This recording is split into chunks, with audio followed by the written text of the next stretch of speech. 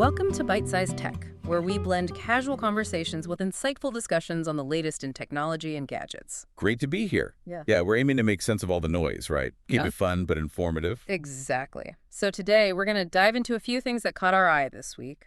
Lots happening, from how we manage our own digital lives to some bigger shifts in the tech world. Yeah, definitely. We've got stuff on bookmarking apps, some interesting online moments from government folks, the whole OpenAI mafia buzz. Oh, yeah, that one. And startups in Latin America, Tesla's numbers, Adam Neumann's new thing. Airbnb pricing, vibe coding, it's a real mix. Plus some social media insights, data breaches, outages, the usual suspects, and even chess.com hitting a milestone. Right, so the goal is kind of connect the dots, see what it all means.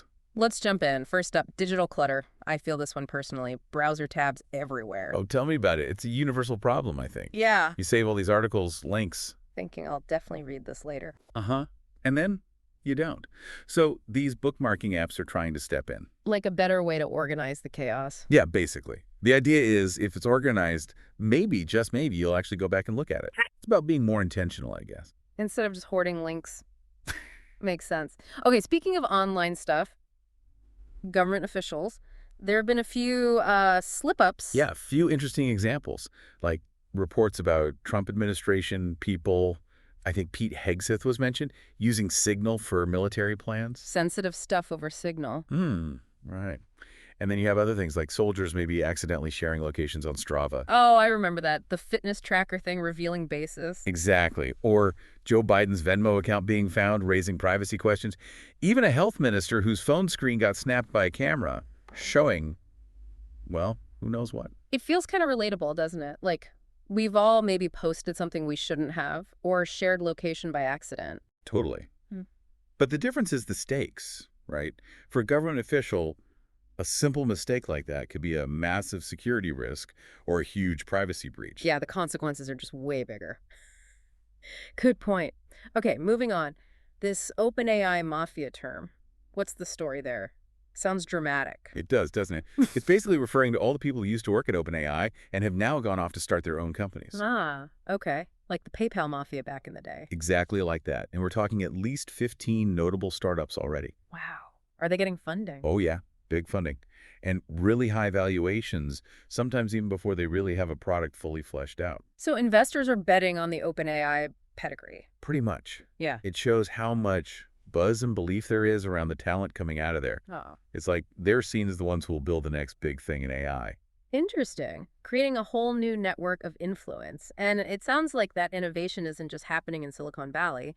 Latin America's seeing a boom, too. Yeah, absolutely. It's really taking off. We're seeing more and more startups from Latin America hitting that billion-dollar valuation mark. Yeah. Unicorns. Which countries are we talking about? It's pretty diverse, actually. Brazil, Mexico, Argentina, Colombia, Chile, Uruguay. They're all part of this growth. That's great. Shows the tech scene is really globalizing. Definitely. It's not just the usual hubs anymore. Okay, now for something maybe less impressive, Cluely, the cheat on everything startup. Slight chuckle. Yeah. That one, bold claim, right? Did it work? I saw The Verge tested it. Well, according to them, Uh, not so much. Apparently it was super slow, buggy, just not practical for actually, cheating in real time. Yeah.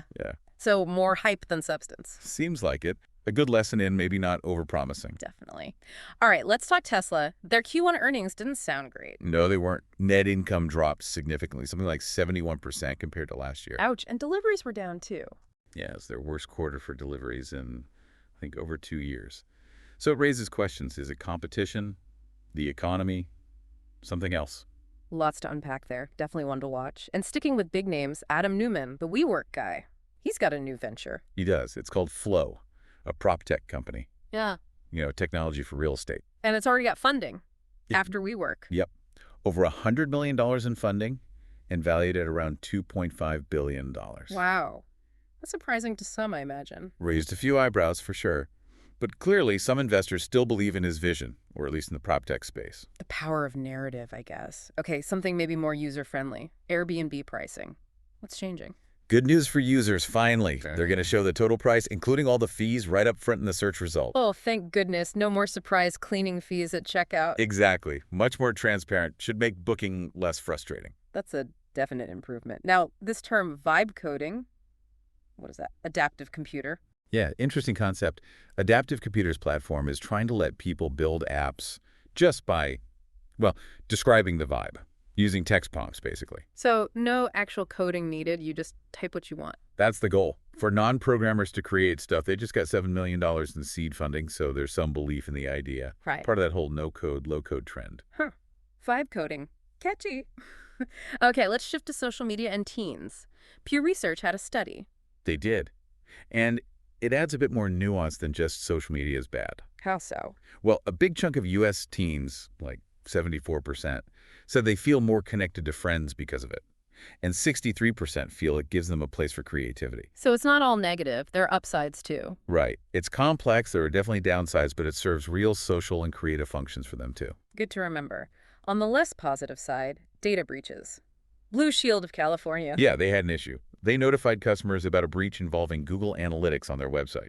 How did that happen? Seems like a misconfiguration. Basically, it led to personal and even some health information being collected when it shouldn't have been. Yikes. Shows how careful you need to be with those third-party tools. Absolutely. Vigilance is key.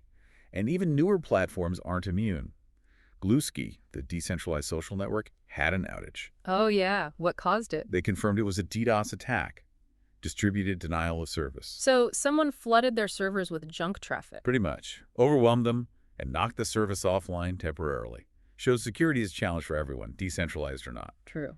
Okay, on a happier note, chess.com is huge now. Insanely huge. They just crossed 200 million members. 200 million, wow. Chess is clearly having a moment. It really is.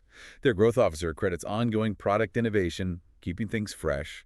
It's pretty impressive. Definitely. Okay, circling back to Tesla one last time, their lawyers are warning about Elon Musk. Yeah, it's quite specific. Reports say the lawyers told investors that backlash against Musk himself could potentially damage the brand and the business. That's unusual to put in a risk disclosure, isn't it? Usually they're more generic. Exactly. The fact that they singled this out suggests they see it as a pretty significant potential issue. Highlights how tied the company's image is to his personal brand. A very modern problem for companies with high-profile leaders. Lastly, you mentioned watching a movie. Sinners. Oh yeah, Ryan Coogler's new one. Seriously, it was fantastic. Best new film I've seen in ages. Highly recommended if you get the chance. High praise indeed. Okay, well, that's quite a tour through the tech world this week. Lots of moving pieces. For sure. From organizing our tabs to billion-dollar valuations and coding with vibes, it never stops. Thanks for tuning in to Byte-Sized Tech. If you enjoyed the episode, like, comment, share, and subscribe for more fun tech discussions. See you next time.